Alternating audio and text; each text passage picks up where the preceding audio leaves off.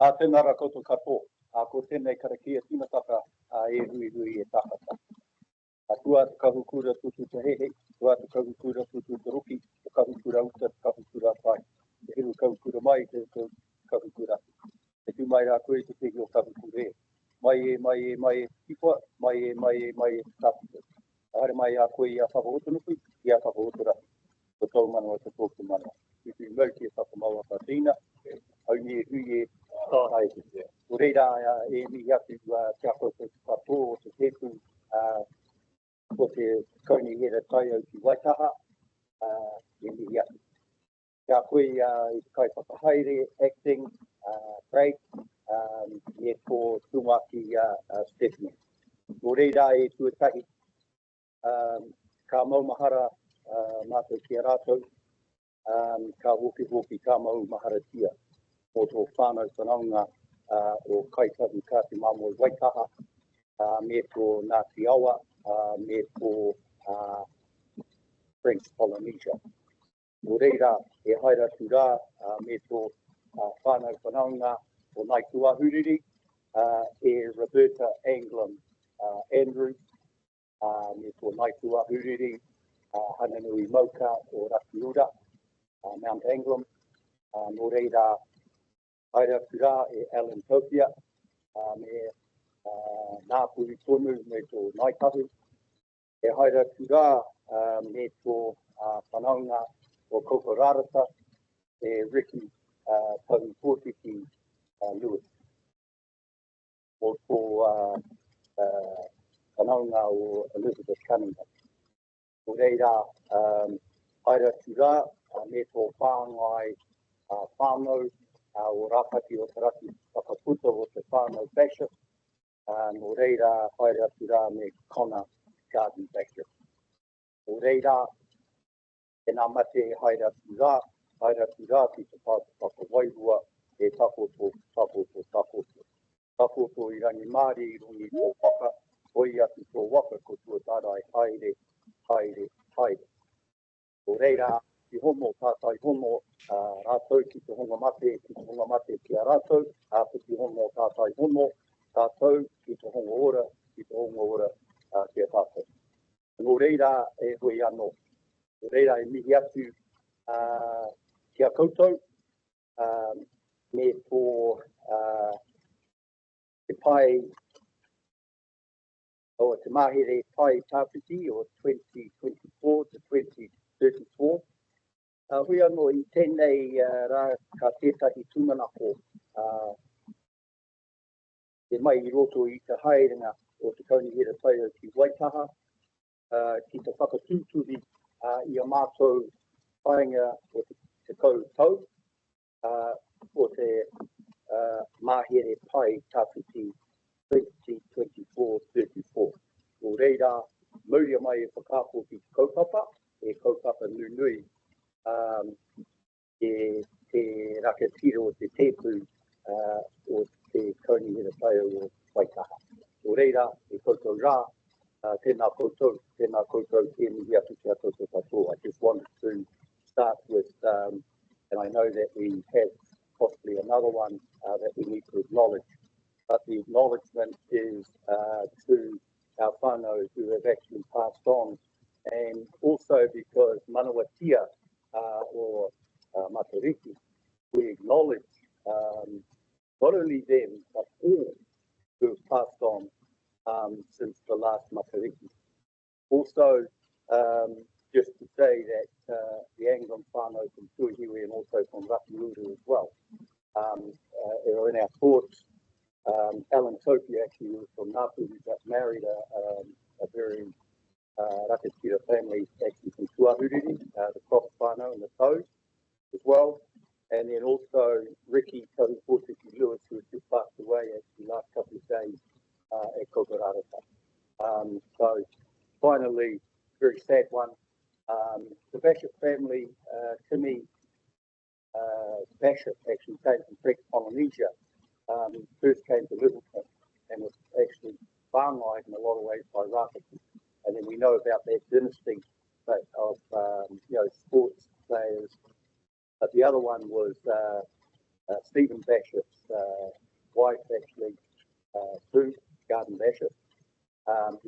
away sadly of leukemia quite a number of years ago, but the track is lost with his son as well. We farewelled actually yesterday at the Linwood Rugby Club. So I just wanted to acknowledge them. Finally, today will mark a significant milestone in PCAN's achieving our 10-year goals under our 10-year long-term plan. I wish our colleagues well in the deliberation decision that we're going to make. Hopefully we can get there. Yeah. Thank you. Tēnā koe tūtaunoku mō tō koero ki a rātou mā, ki a tātou katoa hoki, tēnei te mihi ki a koe. I thank you for acknowledging those that have passed on, especially those close to us and those that we have a relationship to, especially to this council. Just wanted to acknowledge another one, and that is Kay Holder.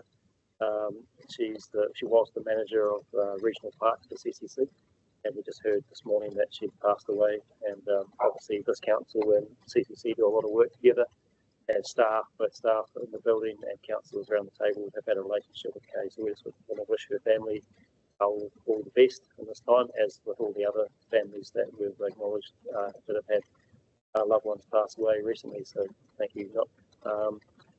And thank you also for acknowledging the mahi we have today in terms of our long-term plan to pai te mahi te pai tāpiti. So thank you for that. Yep, that is why we're here today.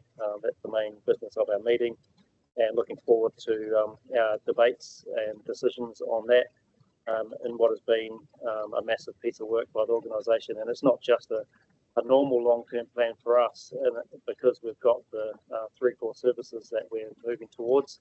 We've gone from like 6 or 7 portfolios in the past, and now we're going into this sort of more effective model, we think, going forward, and with a new impact framework in terms of performance measurement. So there's lots in front of us today, but I've been really happy with the process that we've been through in terms of our deliberations that we had last month. So looking forward to today for sure. So welcome to this 581st council meeting of Te Kaunihira Here Tai o Ki Waitaha.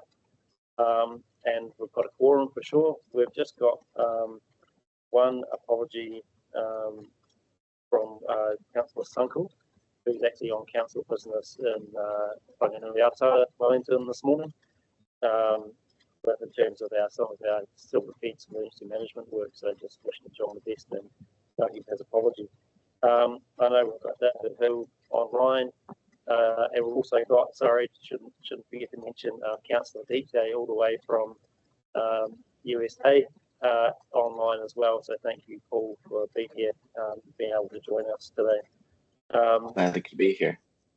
All good, Paul. Thank you. And also, of course, we'll get on to that in a minute. We've also got Yvonne here as well in terms of our audit. So welcome as well, Yvonne. Thank you. Where are we at? So conflicts of interest. Any other conflicts of interest to be noted? No, haven't received any. We've got no public forums or deputations or petitions. We've got no extraordinary or urgent business that's been raised, and no notice of motion that's been raised either. We'll go to our report items, and we're straight in. Oh, true. Sorry. Yeah. About 12. Yeah, all good. Thank you. About 12 or something. You did maybe. Yeah, all good. So 7.1, and so that's on pages 6 to 8 of our agenda here. And I'll call Giles and Brian and Yvonne to the table. So no, other one. This is of course in relation to our long-term plan audit and our audit report from Audit New Zealand. So welcome Yvonne again. Great to have you here, and I'll hand over. No, Giles, do you want to introduce anything, or just straight to Yvonne? Straight to Yvonne. There you go. Kia ora. Kia ora, everyone. So I'm here to present the audit report in relation to Environment Canterbury's long-term plan 2024 to 34. So as you're all aware, we have issued a audit report during the consultation document back in February. Since then, the council opens up consultation and the feedback, considering the feedback, and has been through the iteration We therefore audit all the new available information and consider all the changes since the consultation document is the full information. We issue a unmodified audit report on the Council's long-term plan 2024 to 34. This means the plan provides a reasonable basis for the long-term integrated decision-making and coordination of the Council's resources and accountability of the Council to the community, as well as the information and assumptions underlying the forecast information in the plans are reasonable. Without modifying our opinions similar to the consultation document or the report, we draw attention to the page 143, the disclosure in relation to the high level of uncertainty over Whakakapi and the New Zealand Transport Agency's expected funding for the Public Transport Futures Program.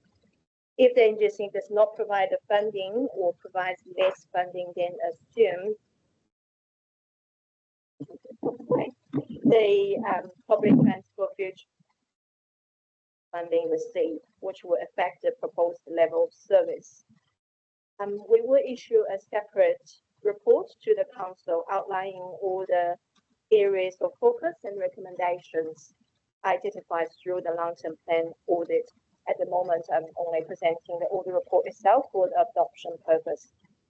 Lastly, I want to acknowledge, thank you on behalf of our a significant and complex project. We acknowledge the tight timeframes to finalize the long-term plan after the Council deliberation for everyone involved in this audit. We are grateful to the staff for the way that they constructively worked with audit team to provide information, respond to our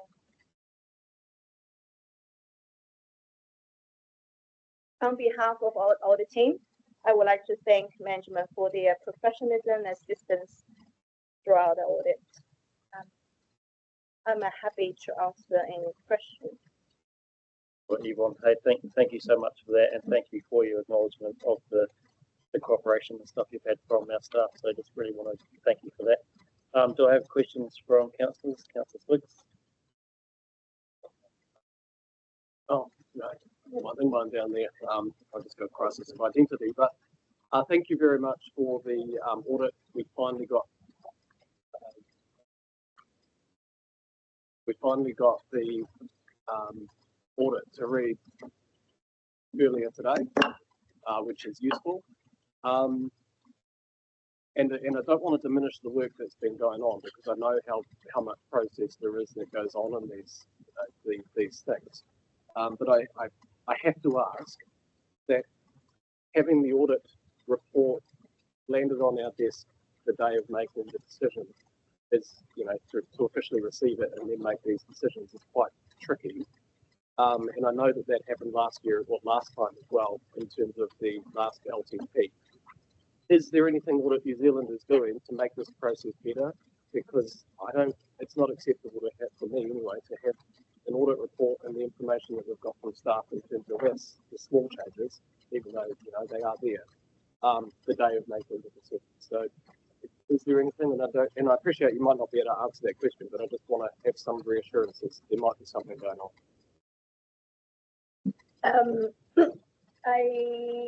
And my response is the normal process of the council received the audit report is on the day of adoption, which is the process that we need to be through. And obviously, if any modification or any changes to the audit report that need to draw attention to the council, we are required to communicate to the council immediately when it comes. The audit report, before I can issue the report, I would need the sign of letter of representation, which was done yesterday. So, in reality, the signed report is to be provided on the day of adoption as a normal process. obviously the minor changes that come through quite last minute, which we can improve in the future. Thanks, Yvonne. Thanks, Dion. Any other? Yeah, Greg, Councillor Burns. Kia ora, thanks, Mr. Chair. Kia ora, Yvonne, and it's nice to see you in another capacity other than the charitable trust I used to manage. I have a question that sort of follows on from Councillor Swiggs in that I know for a number of years Audit were heavily under staffed. Obviously, COVID was one of the impacts and the likes, and you had quite a large backlog up until almost a year for some organisations. Has that been addressed? Yes, so that has been addressed. We have sufficient resource at the moment for all the required audits. And yeah, so for Environment Canterbury particular case, we do not have any issues around that. The tightness of time frame, I'm not sure if you're referring to the time frame, the tight time frame for long-term plan in nature is somehow not avoidable because the information that we've been given was the end of May, early June, after Council's deliberation. We only have 2 weeks to really audit the changes coming through from the consultation document stage. So that's not impacted by the report. It is the time frame itself that impact on the audit process. Just a supplementary on that. So is there anything that we can be doing? Because I, like many of the councillors around the table, do acknowledge the work that our staff, even both Audit New Zealand, put into this. We generally have the easy part, but it is important, I feel, that even when we're receiving reports and that, we need to actually have access to them. We have a duty, obviously, to the role that we have to ensure that whatever comes across the table, we certainly understand. Thankfully, there's not much reading in the particular letter. So, do you have any comment on that? In terms of Council's own time frame, I pass to Giles and Brian to comment.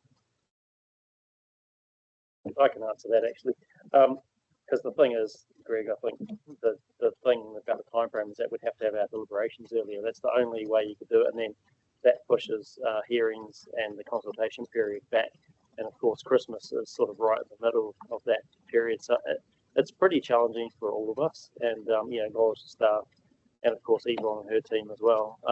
That's the only thing I think we could do, is you just got to adjust the time frames a bit earlier and then give more time. But I mean, like we've acknowledged, the report that we've got from Yvonne and Audit New Zealand, it's a clean audit. It's got one emphasis matter, and there's those 3 minor changes to the document. So I mean, if there's any questions about that, that would be good. Let's focus on that. If not, keen to move on to the resolution. But yeah, all good. Grant. Thanks, Yvonne. I've received just your summary document, the independent report. You referred to a couple of pages, one related to page 143. Is that in the report that we haven't seen yet? Like I haven't got 143, that's referred to the long-term plan itself. Okay, thank you. Yvonne, I kind of understand our time frames because they are tight from the time we have deliberations.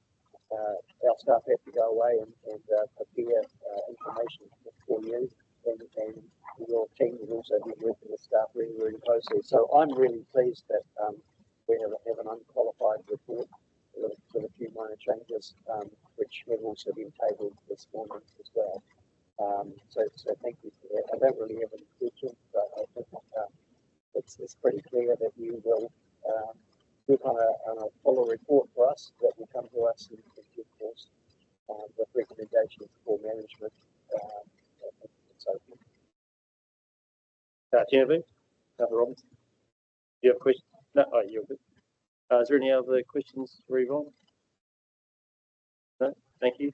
I think it's good. You can step back from the table. Thank you so much, Yvonne, again. And I understand this is maybe your last one you're doing with us in this capacity. So just wanted to acknowledge you and your work you've done with the team over the years. Thank you very much for everything you've done, Kilda. Thank you. So do councillors need any more time to read the audit report? Because I'm happy to take that time now if you want it. No, it looks like everyone's pretty happy and pretty understanding of it. All good? Good. Sweet. So if we can bring here's the resolution that we've got in front of us. Have we got a mover for the resolution? Yeah, thank you, Councillor Edge, and seconded by Councillor Burns. So that is that the council received the Table Audit New Zealand report to council on the long-term plan, the Mihi Whakatau 2024 to 34. Do you want to speak to that, Councillor Edge? Thanks, Chair. I just too want to extend my appreciation to Yvonne and her team at Audit New Zealand for working with our staff so closely over the last few months to not only work on the our consultation document and the report that came from that, but also working up to today's report from the team. I think it is a very important task, and I just really wanted to thank you for that. Right, Greg, do you want to speak? Very briefly, I just want to signal that I'll have a notice of motion to cancel Christmas in 3 years' time. Any other councillors wish to speak to the resolution? No? Okay, let's put it to the vote. All those in favour, please say aye. Any against? Any abstentions? No, that's carried. Thank you.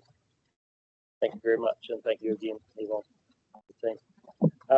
So 7.2, we go to pages 9 to 16 on our agenda, the recommendations on page 9. And this is the adoption of the long-term plan, as we've said. So I'm going to ask Giles to come up, and Brian as well. So kia ora, welcome back to the table, Kōrua. And we'll hand over to you to introduce anything you wish to highlight for us. Thank you. Thank you, Chair. So this is the long-term plan following the audit report that we just adopted for formal adoption by Council. Resolutions are set out in the paper. Dr. Brian, I'm happy to answer any specific questions that come up. Cool. Giles, it might be good if you just outline those 3 minor changes that were recommended by audit, and just, I mean, I've got them here just so for people with copies of the plan in front of them or on their computers. So the first one is an outcome measure for PT, and it's number letter E on page 60. And then the other, just for your reference, and then Giles can go over them. And then the other 2 are PT service measure 29 on page 64, and then service measure number 33 on page 65. There you go, Giles. Happy to, Chair. So these are results of the conversations that took place in very late in the day over the last couple of days between Audit and the Audit New Zealand and the General's Office. In particular, concern about how the interpretation that we've been placed on net zero emissions, and I believe this issue and question has been raised with a number of councils around the country, recognising that at one level this is an outcome measure, so this is not something that this council is directly in control of. This is about the emissions within Christchurch more generally, and is a measure that is being implemented, and we will use data from Christchurch City Council to support this. So to ensure that we could include the appropriate directional statement within the LTP, we've agreed with Audit New Zealand and the OAG that we would include reducing as our target measure rather than a specific hard target by 2045, which is the original in the draft. This means that as we use this measure over time and become more familiar with the data that is generated, we can potentially refine the measure in the future. It's also consistent with the way that the targets are being set for the other outcome measures across the three core services, but obviously in particular reference to public transport in this instance, where they're all increasing or reducing, which is obviously the direction of travel that the council wants to make. And through public transport, our main contribution is obviously by zero emission vehicles, and then ultimately the reduction in the use of the private car as a result of motion. In relation to the two service measures, the conversation was really around the LTP is based on the assumption that funding from central government will be forthcoming to support PT Futures. And as we've already talked about in the emphasis matter, that is an assumption that that may not come to pass when the LTP is formally announced in August and September. However, the document is based on the assumption that that funding is in place. So therefore, we have amended those two service measures for future years to recognise that we would expect our targets to increase or reduce as appropriate. I think it's increase in both instances to reflect that service uplift that we are planning to implement. Obviously, when we have greater certainty about the level of investment that is forthcoming from central government and council has an opportunity to revisit any future plans, we will be able to put more firmer targets in for future years that we would do through future annual plan processes. Thank you. And we've all been given this page in front of us. And I think for the first one, it's really useful to also look at page 60, which has the table on it. And you'll notice that the other outcome measures similarly have increasing or reducing as the target.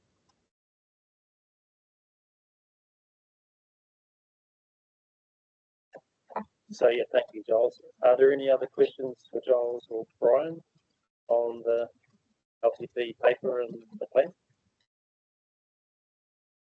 Any other questions? We just want to get to the debate. Everyone's itching to get to the debate. All good? Okay, so that looks like you guys can sit back. Thank you so much. So we've got a series of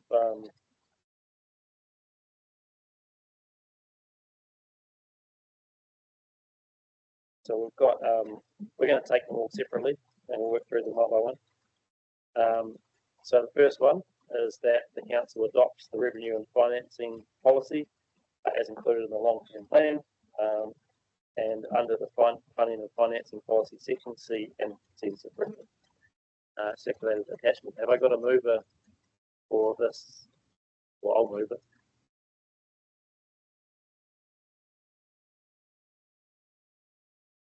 The moment, but any other councillors wish to speak to this? No. Well, cool. Let's put it to the vote. I think all those in favour, please say aye. Any against? Yep. Councillor Mackay and Councillor Swicks. If you'd like that recorded. Cool. Thank you. We've got that thing. Great.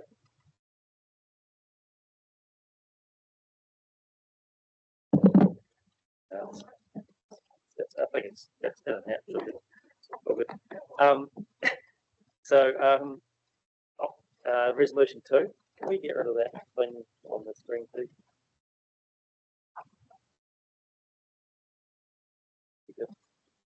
Thank you. That's great.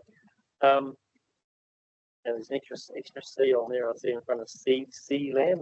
That's so the second one is this relates to our first item that we've had today. So the second resolution is notes the independent auditor's report from Audit New Zealand as provided in agenda item 7.1 for inclusion in the long-term plan as required under section 94 of the Local Government Act 2002. We've got a mover, Councillor Edge, seconder. Anyone? Councillor Robinson, thank you. Would you like to speak to that? Councillor Edge? No. Councillor Robinson? Any other councillors wish to speak? No. Let's put it to the vote. All those in favour, please say aye. Any against? That's carried. Thank you. So we'll go to resolution 3. And that this is about the unbalanced budget that we've talked about previously in our deliberations and through the process. So this here is just to be really clear on this point, so that notes that in year 1, in 2024 and 25, and year 2, 25 and 26 of the long-term plan, projected operating revenues are not set at a level sufficient to meet that year's projected operating expenses due to the use of debt and reserve funding, but resolves that it is financially prudent to do so in accordance with section 100 2A 2D of the Local Government Act. I'll move that. Is there a seconder? Councillor Edge, thank you. You have to speak, Councillor Edge. Would anyone else wish to speak to this? Well, good. I'll just say that, I mean, we have had some debates about this, and we have heard from councillors that there is some uncomfort about this. I've always upheld that I was on the council that made this decision in the last term, the initial decision. And I think that when you look at our planning documents that we use that borrowing for, we do get good life out of them. They do last a long time. I've made the point previously that the coastal plan is over 20 years old. Our current regional policy statement is just clicking over 10 years old, and that our land and water plan is also 10 years old. Some of the plan changes that the sub-regional plan changes are not, but they will be probably by the time we get to them. So I think we do get good life out of our planning instruments that we use this borrowing for. So I think it's appropriate. So I'll put this to the vote. All those in favour, please say aye. Any against? Yep. I want that recorded. Yep. So we've got Councillor McKenzie, Councillor Mackay, Councillor Ward, and Councillor Swicks. Thank you. That's carried. We'll move on to number 4. So this is the big one for today, and I'm sure some people might speak. Yeah, and Councillor Ward. Yeah. Thank you. Great. Thank you. Everyone happy with that?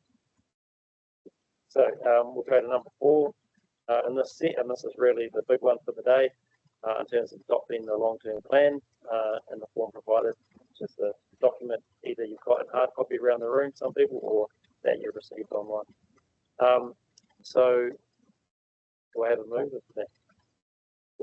Yeah, I'm happy to move it actually. Yeah, and Councillor Edge to second it. I won't speak now, I'll speak at the end. Councillor Edge, do you want to speak now or at the end?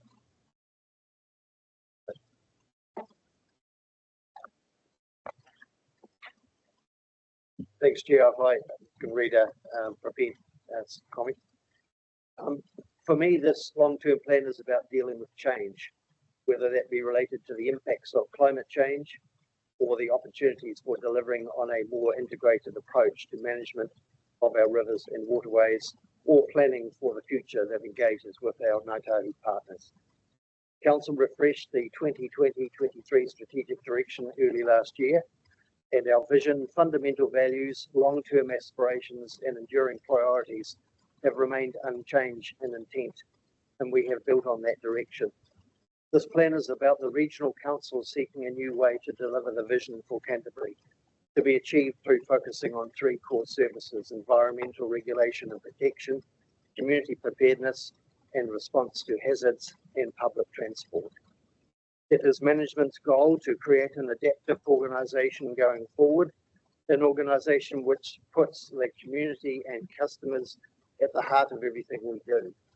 The key to these changes is the raising of the bar in a context where leadership and cultural change within the organisation improves delivery of the LTP levels of service.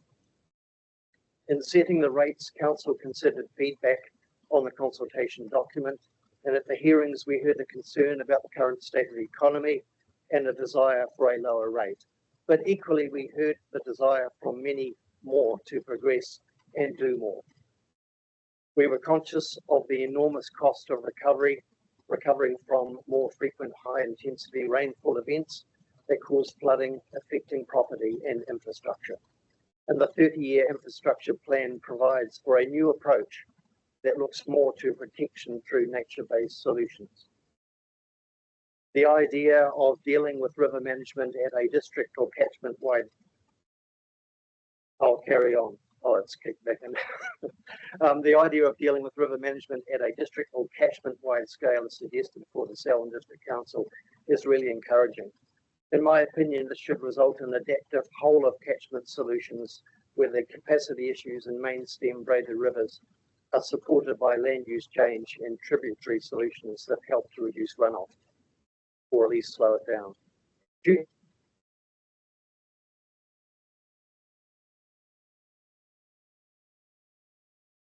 Future river management must be about creative yet practical solutions which result in less management costs in the long term. Given the high level of uncertainty over NZTA's expected funding of the PT Futures program, Council acknowledges that it may have to reconsider plans depending on final levels of funding available. However, in the longer term, we are committed to provide a modern, reliable and affordable public transport service that gives our communities choice as our urban areas grow.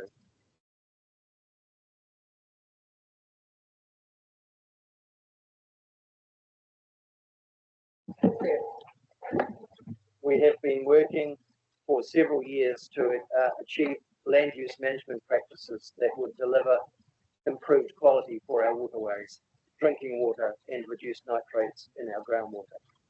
And despite repeal or proposed repeal of key environmental protection legislation, we don't want to go backwards in our efforts. Canterbury's vision will prevail in the long-term plan in the long term because our community demands a higher standard of outcomes for the environment. Outcomes that in fact deliver for all four well-beings, including economic prosperity in the long term. Delays in taking action to improve our environment is unacceptable to our communities. And although change comes at a cost, not acting now will result in far greater costs in the future. We deliberated on these issues and reduced the rate to 17.9% from 24.2%. In conclusion, we must continue to be bold and brave and agile in our decision making in order to deal with climate impacts like floods, coastal inundation, drought, and new plant and animal pest diseases. We have to be responsive to changes in legislation or legislative direction and the effects of geopolitical and global economic pressures. The Regional Council is reshaping the way it does things to be adaptive and innovative in developing and actioning solutions. And as a result, we can do more with our budgets for the health of our people and our environment. Our young people have an expectation that we will deliver the outcomes we've promised. And I'm supportive of this plan. Oh, thank you, Councillor Reach. Anyone else wish to speak? Councillor Robinson.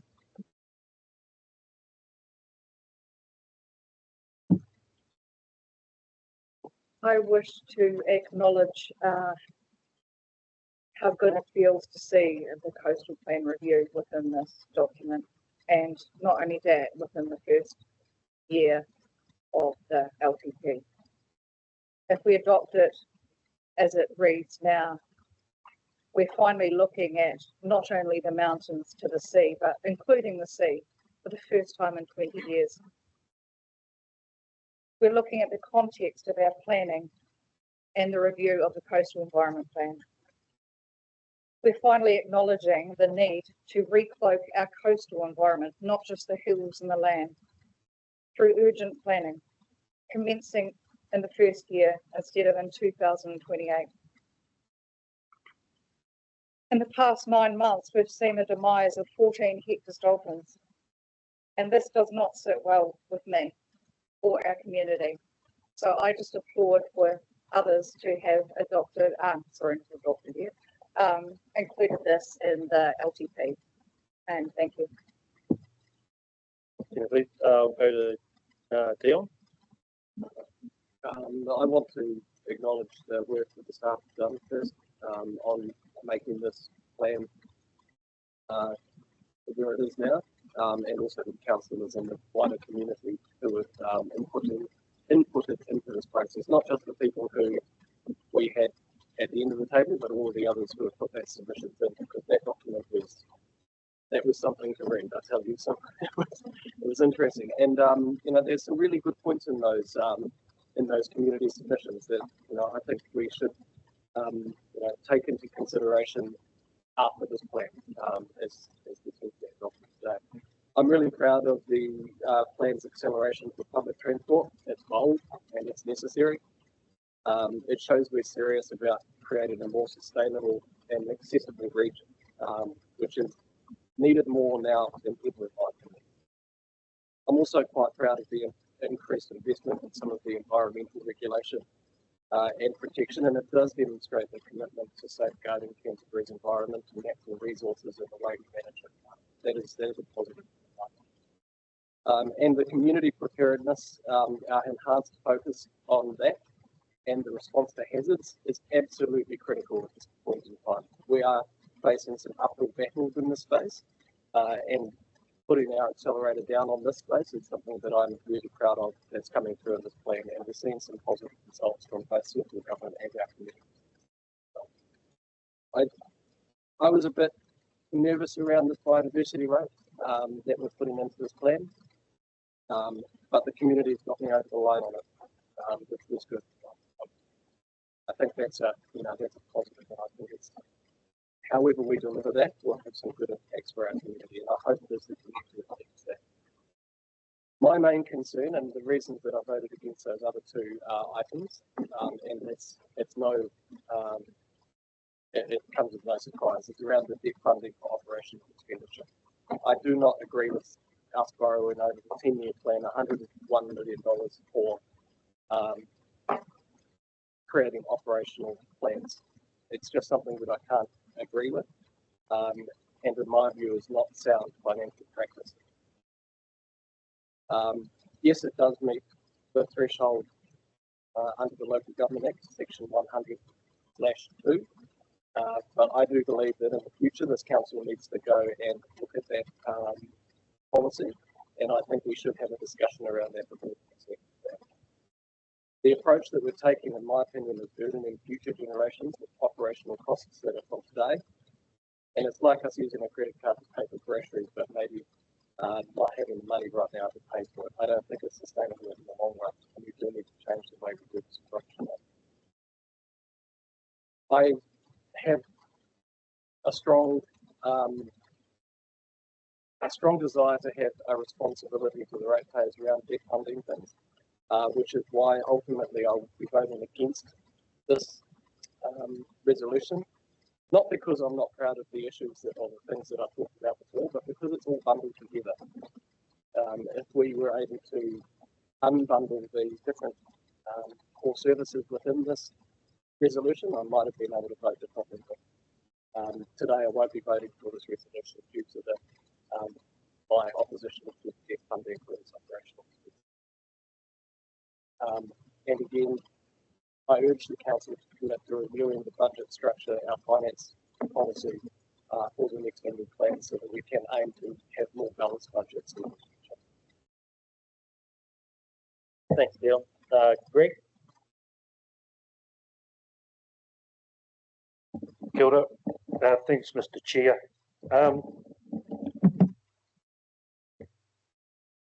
This is my first LTP as a non-staff member, and I've thoroughly enjoyed it. I've had many years on the other side of the table. So firstly, I'd like to just acknowledge all of the staff that have been involved with this. I know as a minion, when I previously worked for Environment Canterbury, how much time, even at the level I was at, was involved with this, supporting those above me, then to be able to support the table. So I sincerely want to acknowledge the work that's gone in there. And I'd especially like to, it's a bit like the Christchurch Cathedral rebuild at the moment. We were all, it's all right, this ends up very positive, don't worry. The way I would look at it is, we had huge pressure on our communities to tell us, be bold, we want stuff, we want to continue with the likes of PT, we want you to protect and enhance our natural environment, We want you to do a whole range of services. We want our plans upgraded, but at the same time, we don't want an increase in rates. Now, we put a lot of pressure on, and I have to acknowledge Councillor East here, especially for being that classic grumpy old man in one of our sessions. I mean that positively, Councillor East. Oh. Yeah. Well, should I say older than I? Only just, I think. Some pressure was really put on staff for them to respond immediately, and that's my reference to the Christchurch Cathedral, when a huge figure was placed out in front of the community with an expectation that the community would just suck it up and pay for it. But when the pressure was put on, they've come back with, in our case, something a bit more realistic. I won't put a personal opinion on where I think the cathedral's going, but so the other ones I want to acknowledge are the 1,300 odd people who bothered to submit, and the 170 odd people that bothered to turn up into the council chambers and talk kanohi ki kanohi. And there is a lot of nuance around engaging someone in person versus something on a prescribed form or an email. So again, I want to acknowledge them. And we heard a lot from them. We heard overwhelmingly about PT, the need to extend services and frequency of our existing network. We heard from the young people of Selwyn, for example, about the need to develop interconnectivity within their district in the city. We heard from some wanting us to support inter-district and regional trains and coastal shipping. Both of those, interestingly, have been significantly highlighted in the past month with the blowout of a rail bridge down south and the grounding of the Arahura. The South Island and State Highway 1 effectively makes us, we are extremely vulnerable within this. We've also heard about climate, nature, biodiversity, biosecurity. I would like to acknowledge Councillor Southworth in regards to the targeted rate. I've supported it all along, as have most councillors. I just want to acknowledge the work that she put into that initially to get the idea seeded, and then the hard work that many have done to get that over the line. We've heard the value of the regional parks as well, and I take some satisfaction in the fact that we have 200k more in there, not just to support what goes on in there on a shoestring or an even tighter shoestring, but to ensure that we are doing things that for a range of activities, including having people go into these large pieces of public space that add value and protect the environment at the same time. I am getting to the end, people.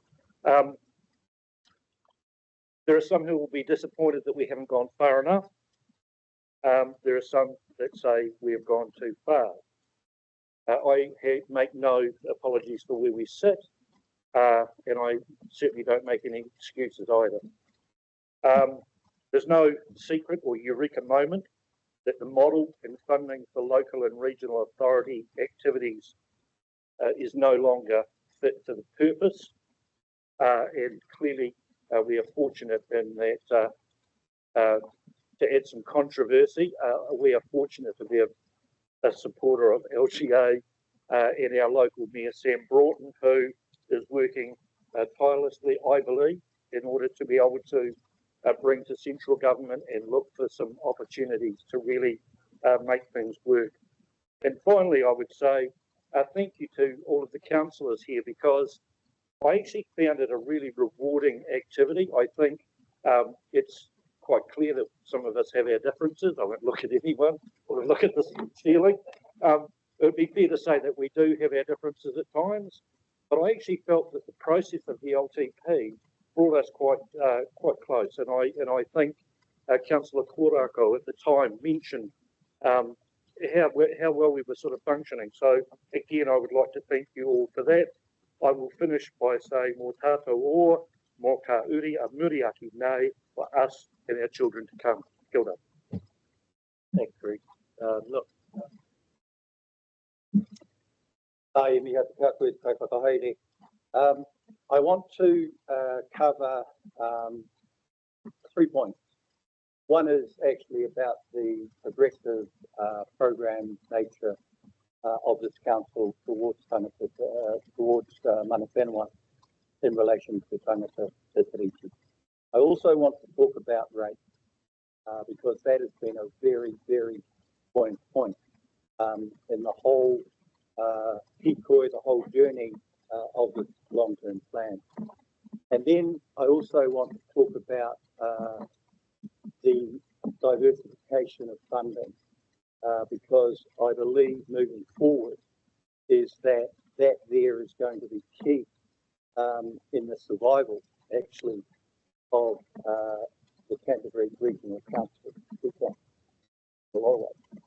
But first of all, I want to acknowledge the progressive programs that have already been put in place to ensure there is real partnership between mana whenua and tangata tiriti.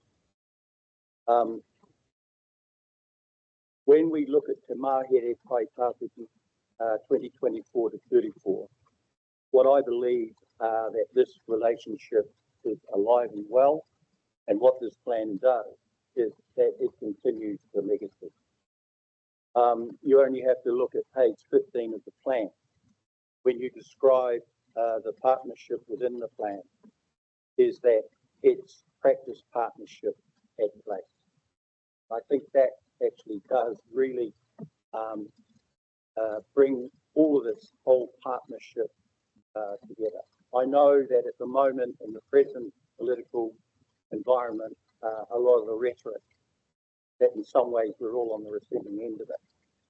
But I believe that it's places like this that will actually enable the goodness and our partnership to come through. The second one that I want to talk about is actually rape.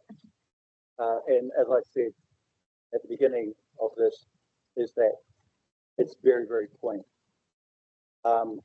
Nobody likes rate rises, and rate payers do not ever want to pay higher rates, and particularly around this current financial crisis, when household and business budgets are so tight.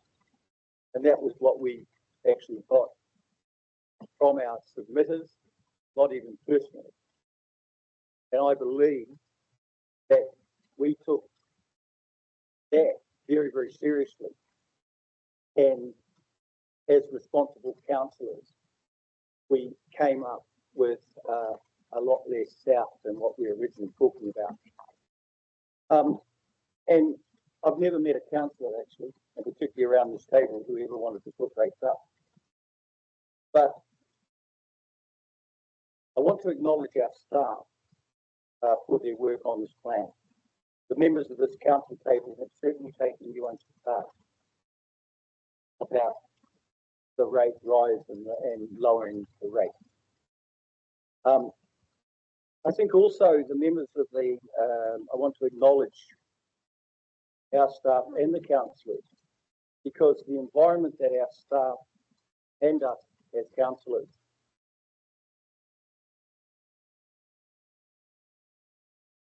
between the size of the rate take and the work that actually gets done. That's basically what it is about.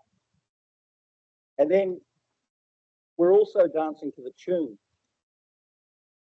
of city councils. And I make the point of former councils that have avoided spending on important things like infrastructure because of the pressure they were under to keep the rates down. That's in previous councils. And a very good example of that is where I live, and the hapu of the Hapu Ngāti Wheke actually have mana whenua over Whakatau. And yet, when we look at the Three Waters infrastructure there, it's failing, and so in turn, it is actually causing all sorts of issues within Whakatau. Regional transport would be another one. And so infrastructure like pipes have largely been forgotten, and now they're causing huge problems, as we see, not only in Canterbury, not only in Christchurch, but even Wellington would be another good example. Most of the environment work of regional councils is out of sight because it's long term. Case in point, we have a very, very high nitrogen level rate here in Canterbury, as was reported back in 2022. So this has been in the making for decades. And it will also be in the making for just as long to fix it as well. Catching things like that before they go seriously wrong is why regional councils monitor water quality and also allocations of water, why that is so important. We all know the work that regional councils do, but again, it comes back to spending money. Councils must spend money wisely. And one of the things, again, as a first-term councillor, actually working within to develop an LTP, I think personally that in this organisation, I think we need to have an independent efficiency review body. Now, we do have it internally. I think it would be really good to actually have that kind of efficiency policy go. That's me personally. I know regional councils have also seen a significant increase in responsibilities over time. This delegation of new responsibilities to local government and central government almost all the time now comes without accompanying funding. And that's a big, big issue. And so the need to diversify funding sources is one of the most pressing issues, I believe, in the local government reform. And I've seen that just in the short time that I've been here. So it's the old adage, spend more and you do more, spend less and you do less. So if we do that and get alternative funding, then we'll reap the benefits and the consequences are better down the track. I think both of the sides of the equation need to be considered. Mr. Chair, I think that when we're looking at alternative funding, I think one of the things that's really important here, and I'll finish on this one, is that I truly believe in intergenerational equity. Because if future generations are to enjoy the benefits of something, isn't it only fair that they pay some of the cost? And that's a big part of the diversification of funding, I believe. And the final part is, yes, they've always got to be policed on how much actually of that investment that you're going to actually have or put on future generations. But I think that's just all part of this new thinking around intergenerational equity. So on that note, again, thank you to all that were involved in developing this long-term plan. As a Naitohu councillor, I'm proud to actually support this motion. Good. Thank you. Joe, Councillor Davies. Mr. Chair, the broader context and picture of this long-term plan is that the Canterbury Regional Council is taking a step forward into the regional governance, environmental and transport management that we need to, and a space that our communities want us to be in. This council is standing up. 17.9% is a lot, and I've heard that too from my constituents. I received an email from a gentleman in East Christchurch when we were out for consultation regarding his concern at the initial rates increase. My response held the following. Sir, we are a 35-year-old government who has been underfunded since the amalgamation of the catchment boards amongst other local bodies in 1989. We are beginning to mature into the regulatory function that we need to on behalf of our region and ratepayers. The unfunded mandate from central government in the recent past has meant that we've had to increase our staff numbers and budgets, and that's without any council decision, simply to keep up with the legislative requirements we're obliged to meet.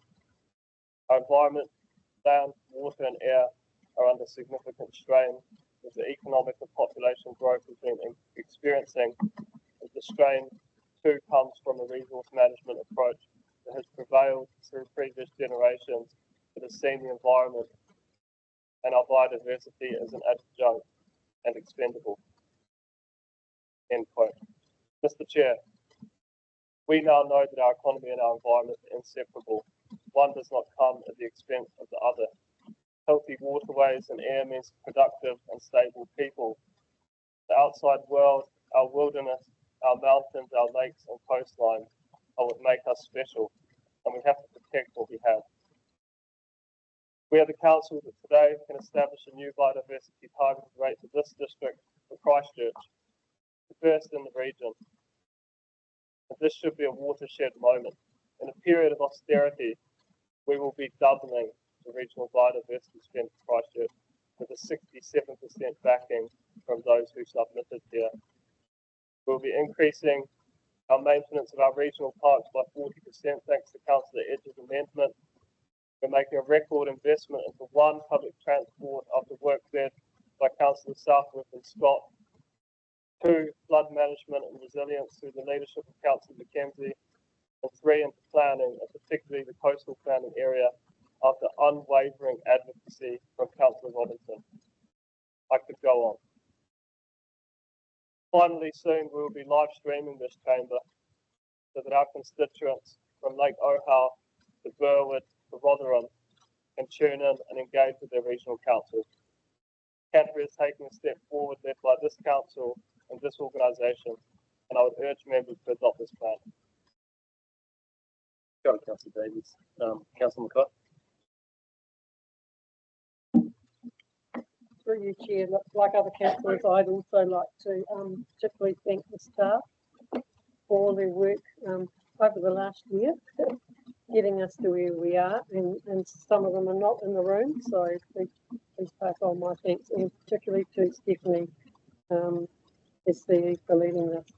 I also want to acknowledge staff putting on the table some reductions at our time of deliberations, and I really appreciate that coming to us at the last minute, and that has been acknowledged by several other councillors. Like others, I would also like to acknowledge those who took the time to submit and those who came to present directly to council. But it is disappointing that 0.2% of the population participated in the process. And I ask myself, how do we get to hear from the silent majority? For I don't believe they'll be very happy with this rate increase that's likely to be adopted shortly. I am supportive of the 3 core services and the impact framework that have directed the development of a long-term plan structure and soon to be implemented within the organisation. This change will drive efficiency and focus attention on the core services and result in better outcomes and value for our ratepayer dollar is surely a huge win all round. I find them challenged somewhat today, as I recognise it's essential to invest in river resilience if Canterbury prepares to adapt to predicted future events from changing climate. And I also support the uplift in investment in public transport. And I've always believed that we needed to invest in a reliable, high-frequency service that delivered users to places they wanted to go, when they wanted to go, where they wanted to go.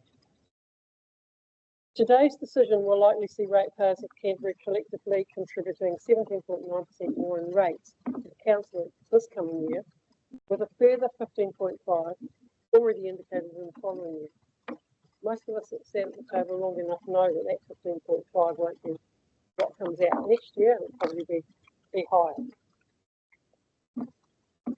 This is a huge impost given the current and continued cost of living crisis from the inflationary pressures, interest, insurance and TA increases as well, as certainty around job and income security is becoming more heightened. People are hurting. And frankly, it makes me feel sick inside. I'm vehemently opposed to the borrowing of money for operational expenses, like Councillor Sweets, and the council policy that legitimises borrowing for planned development and their technical costs. So I'd also like to review this. It's like using a credit card to buy the groceries and then taking 10 years to pay it off. I had a little bit more money. I had 110 million on the consultation document. 110 million debt over the lifetime of the plan alone is actually written in the document. And approximately 78 million is principal repayments and 28 million of interest. So this is not cheap or free way of funding this. And unlike what's noted in the long-term plan, I don't think it has been financially prudent. So despite supporting the increased investment for 2 of the 3 core services, I can't in all conscience support an overall average rate increase of 17.9%. And the burden that puts on our community, Canterbury communities, and together with my strong views on debt funding of operational costs, will see me vote not for the adoption today. Councillor Mackay. Councillor East. Thank you. Like a number of others, I'd just like to acknowledge the amount of work that's gone into this plan, not only from staff, but from elected members as well. I'd just like to perhaps focus on consultation. We are told that we received 1,300 submissions to our annual plan. And given a population of Greater Christchurch alone of 400,000, we're talking about the whole district of something like 600,000. The rate of response to our annual plan is less than 0.003, which in my mind is quite alarming. That you could argue that A, a lot of the population don't give a cost and engagement, and B, on our part, I don't think our consultation process, I've always said this is pretty restrictive. I would much prefer, rather than sitting around the table listening to 153 petitions, which is even less of a percentage of our total population that are engaging with us, I think this organisation needs to be having a far greater focus on a roadshow of some sort and engaging more directly with our community. Overall, I'm in support of the long-term plan that we have involved. I think the degree of collegiality that has occurred around the table, quite being a country old man, supposedly, that it's been a very engaging process, and I think we have landed reasonably well, given that we started at 34%, way back when we were looking at what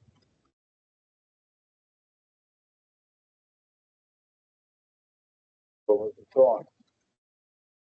We went out to public with a consultation document of 24.2%, and we've changed that back to 17.9%. And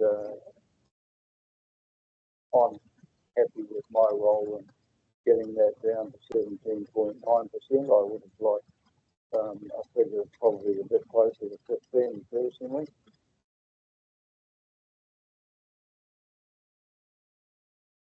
Where we are now.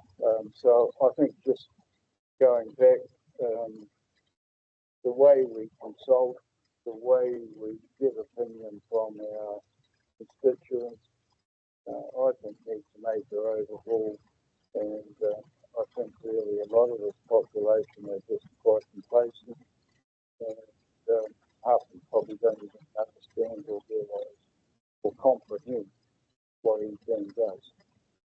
That for me is the biggest issue. Protocol and their and their somewhat higher. Councillor East, Councillor Ward.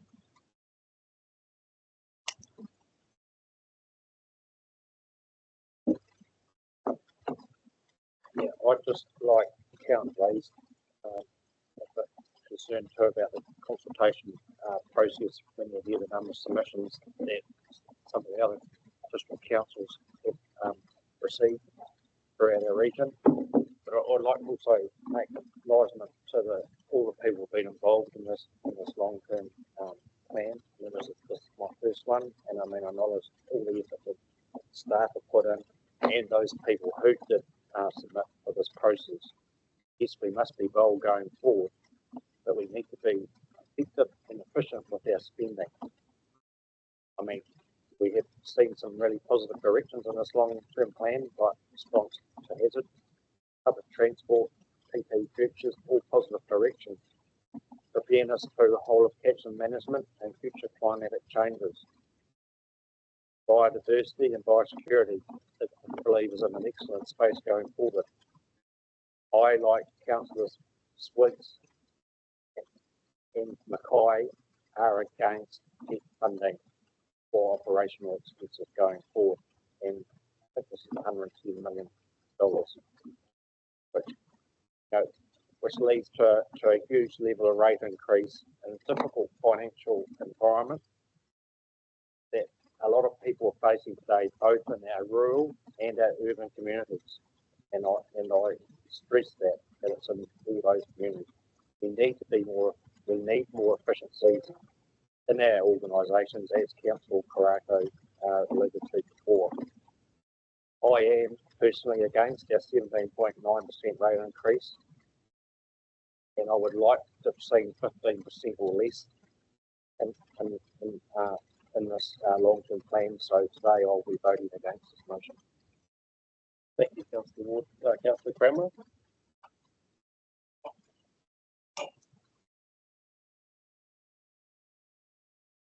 Kia ora tātou, nei ana te mihi, kia koutou katoa, te tei kia koe Stephanie me ngā ringa raupa o te kaunihera nei, nei ana te mihi kia koutou i tutuki i ngā wawata o ngā pai kaunihera huri no te tepu nei, i tukunu atu ki te hapore, i whakarongo mātou i a rātou, e koina te mai, nā reira, tēnā koe Stephanie. Kia ora, just acknowledging Stephanie and the staff here at Environment Canterbury, firstly for preparing the draft long-term plan that went out to consultation, out to the community, and also acknowledging the community who came in over 1,300 submissions and 4 days of hearings. As a third-term councillor, that was the most we've had, and it just shows that the work done by the staff to get the information out, and also the issues that were in front of them brought the community to us. So that was a positive note. Going from 24.2 down to 17.9.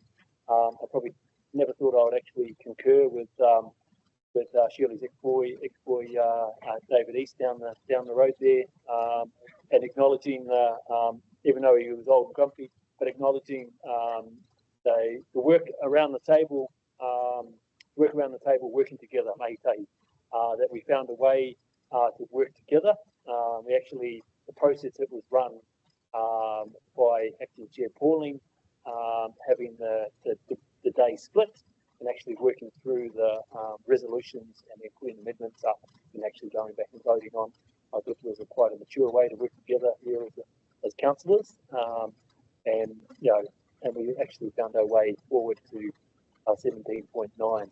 I was happy with that rate. I would have liked 17.4 to lower it a little bit, but and then give up the extra savings put into reserves. But kei te pai tēnā.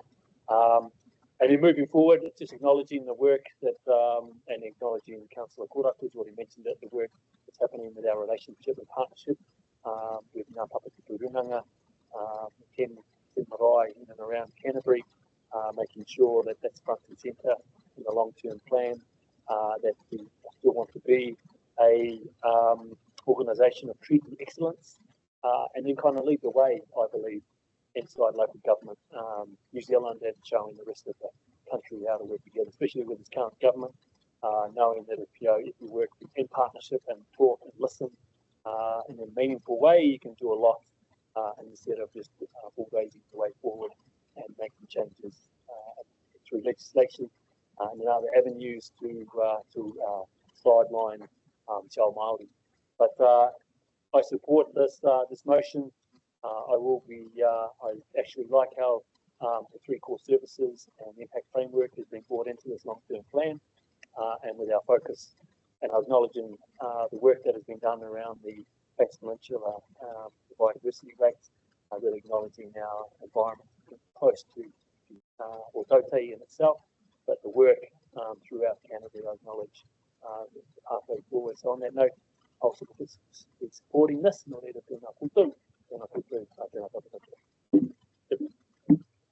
Councillor Cramer. Councillor Southwood. Kia ora. So I just really to say that our role here in Environment Canterbury is particularly about natural resources and public transport, and those are the things we've been asked to deliver improvements on, and I think we're putting that in place with our long-term plan, and thanks to staff for all the work on that. It's a really long and tortuous route to get to the draft long-term plan and the consultation and so on, and we've come through that, and I think with a really good long-term plan that I can absolutely support. I am disappointed that we haven't seen the sort of scale of improvement in our rivers and aquifers that we might have expected for the work done over the last 10 years or more, and we've got a long way to go there.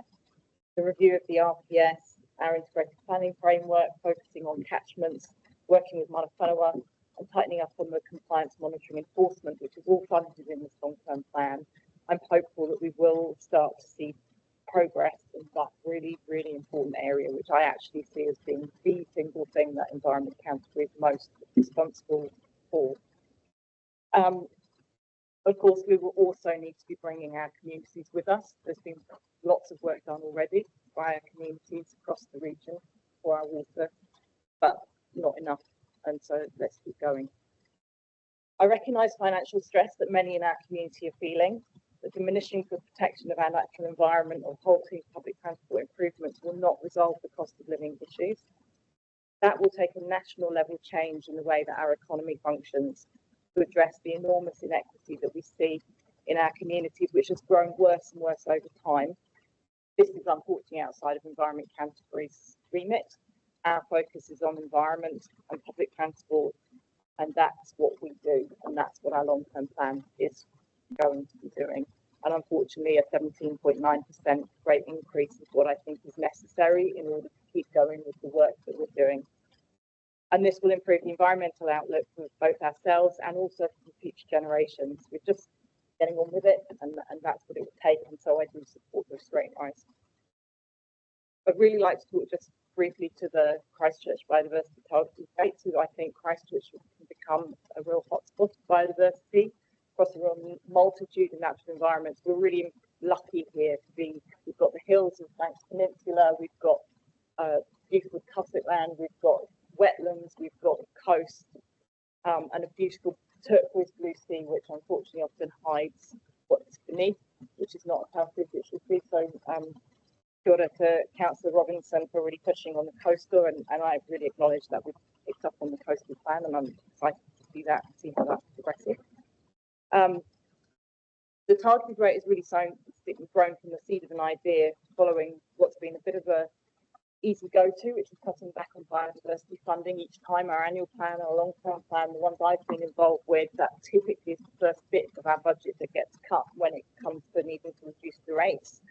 And so seeing how Christchurch area goes with this commitment from a local targeted rate and what we can get to, what we can achieve with our local community groups, because they're the ones that are going to be really able to make use of this fund and really demonstrate just how we can engage with our local communities, with volunteers, and I think with agents, so community-led and agency-supported, which we heard through the Petitions. It's just a really important model, I think, for seeing just how well we can sort of progress over the next few years and see how that works out. And I hope that it will give some inspiration to the areas beyond Christchurch. You know, we are a regional council, but this is a bit of a new way of doing things. and so we'll see how that pans out.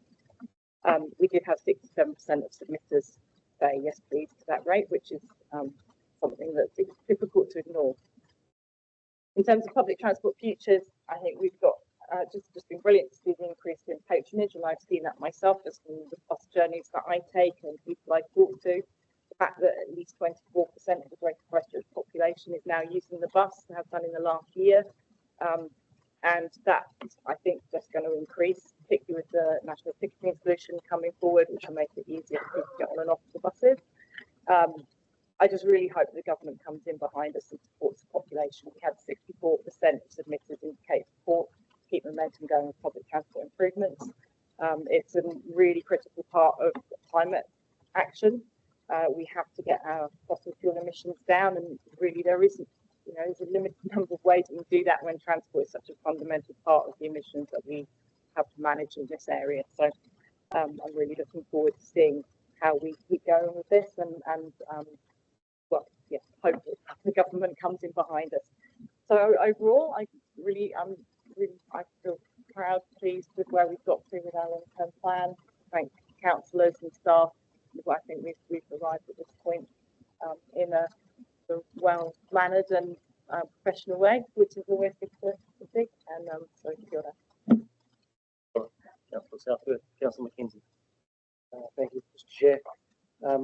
I think I'd like to start by just acknowledging Joe's kind words about acknowledging the work that we've done as a council in terms of the river management and stuff. And I think that's, to me, that's really the only part of this whole long-term plan that I find myself really agreeing with, and that is the change that we're trying to drive through there, and the capital expenditure requirements for our 30-year infrastructure plan.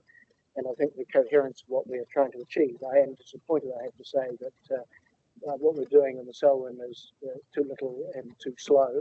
And I think Councillor Sunkler and I both would say that we were hoping we might make more progress more quickly as a response to the requirements, the request from the Selwyn. But having said that, the government has acknowledged 30-year infrastructure and has started funding some of that work for us, and we're hoping that will continue.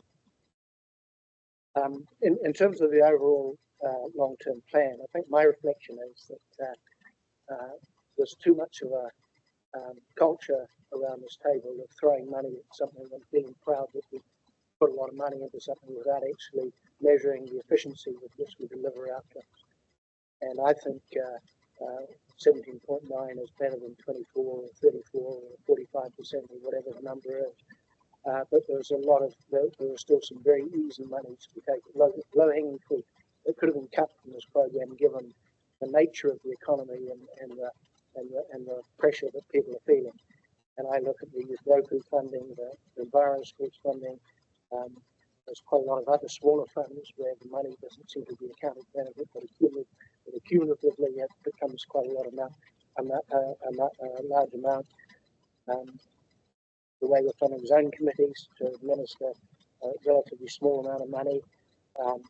And I know some of these things will be reviewed in our annual plan, but there was another 3% that could have come out of this LTP without blinking, and I think we owe our ratepayers to have done that work, and I'm disappointed we haven't done it yet.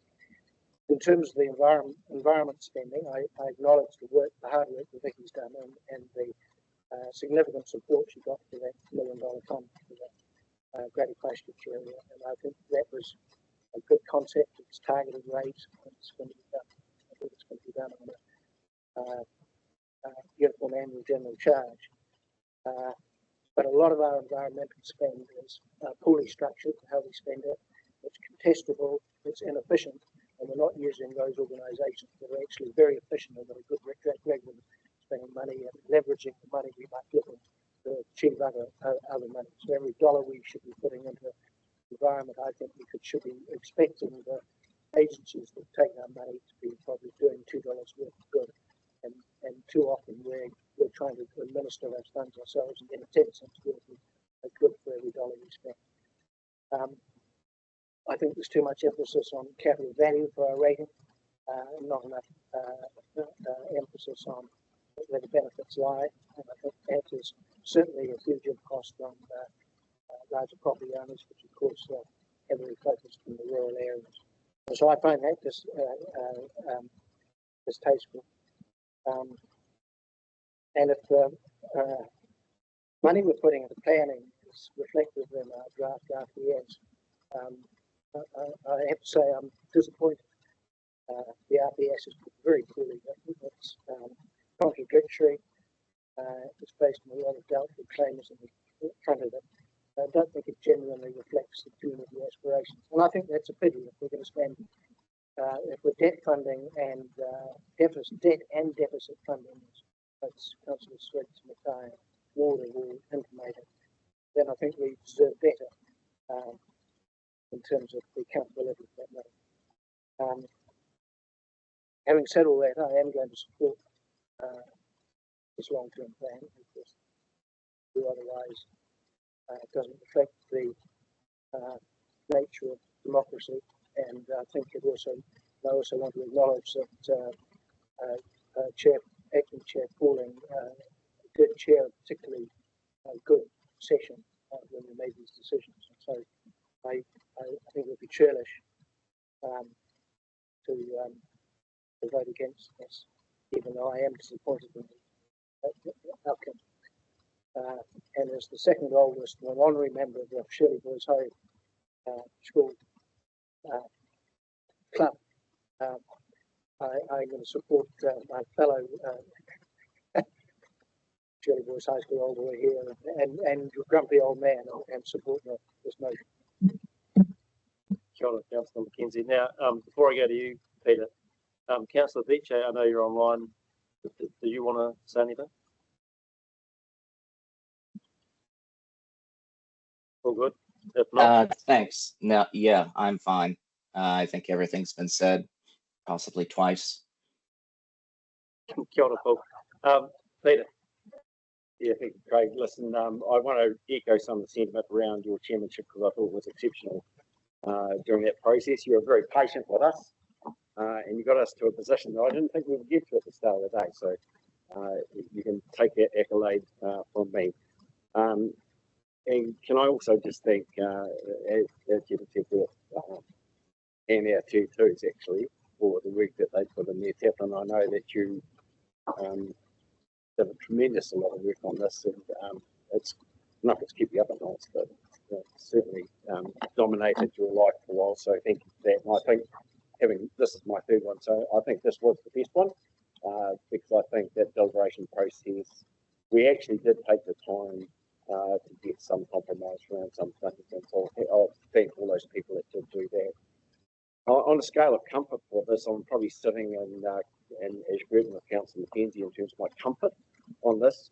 I'm not comfortable with 17.9, but I will support 17. I will support the thing. I think our processes have been judicious. I really do. I think we put enough effort into it. I know there's some criticism about the number of people that turn up, 0.3%. What have you ever come up with there on your Shirley Boys High maths? I'm not sure whether that's correct or not. It was your stronger subject, well, that's great.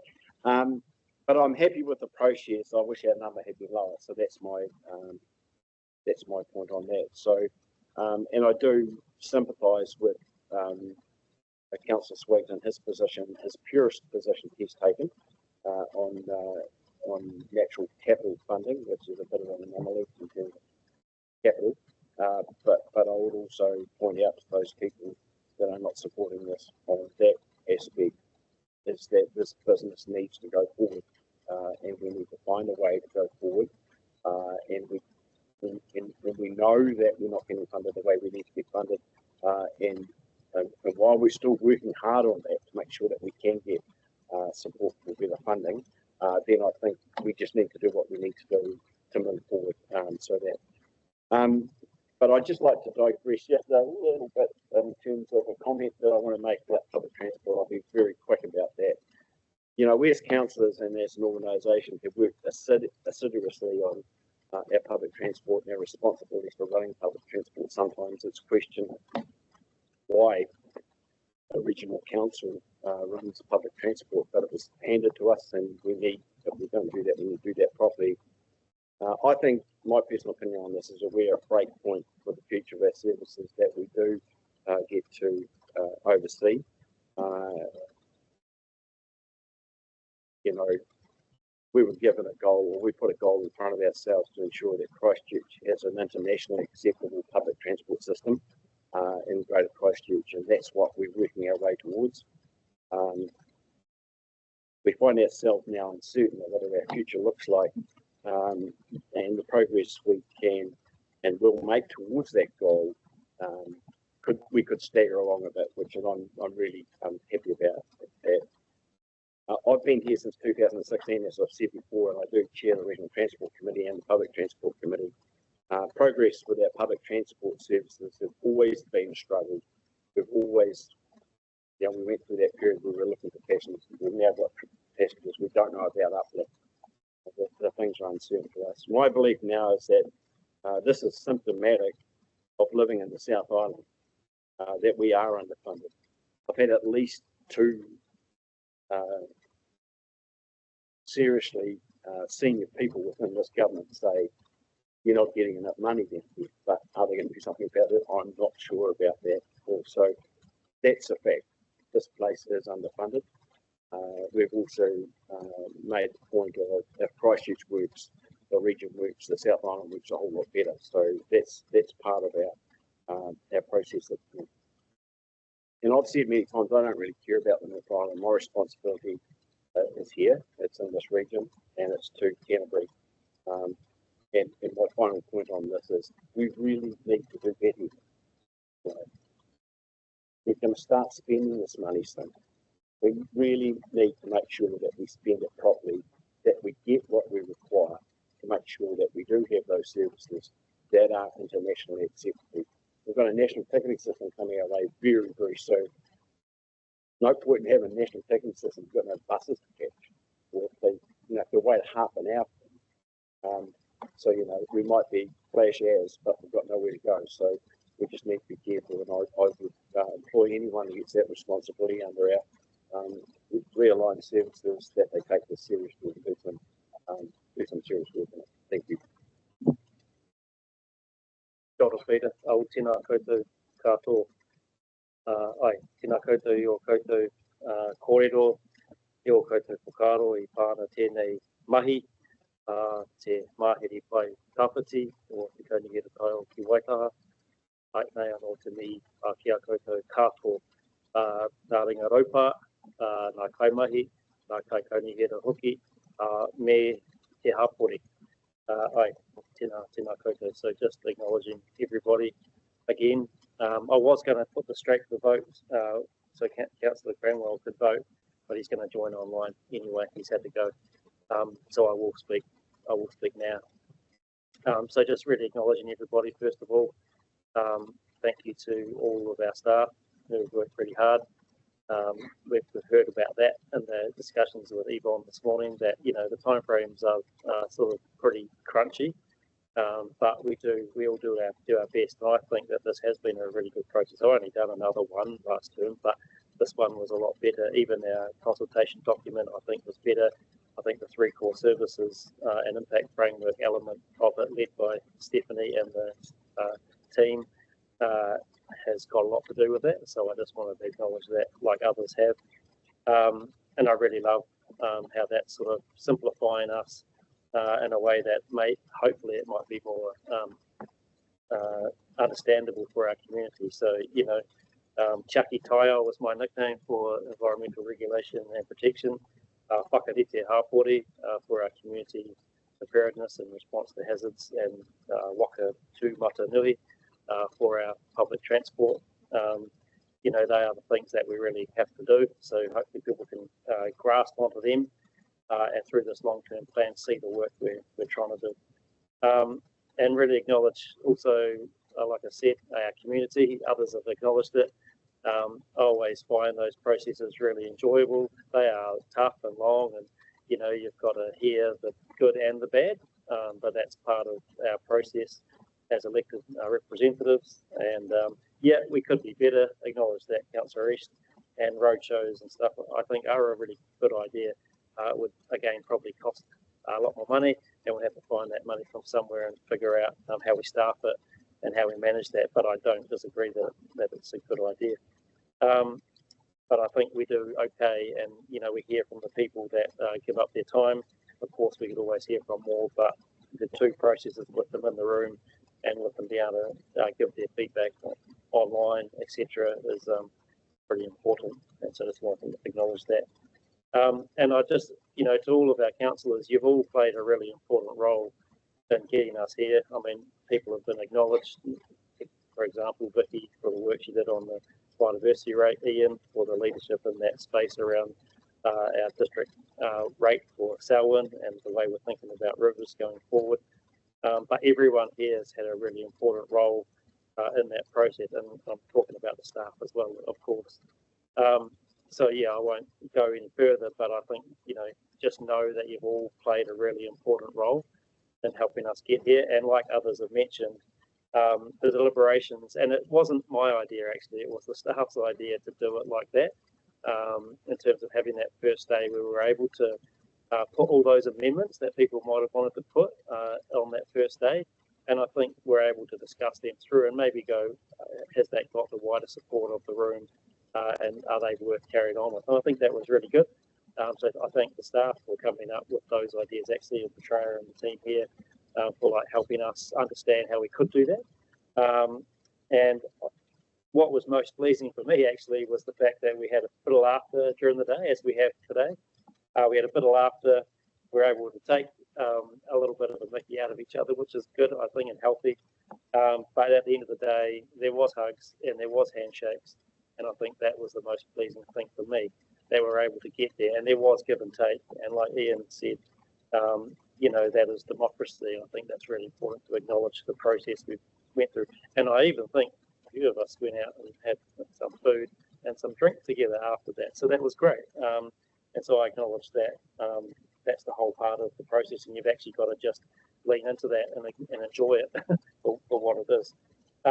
In terms of the plan, there's so many good things that I felt we got through, as well as the savings that we managed to apply, and none never done lightly. Rates aren't done lightly.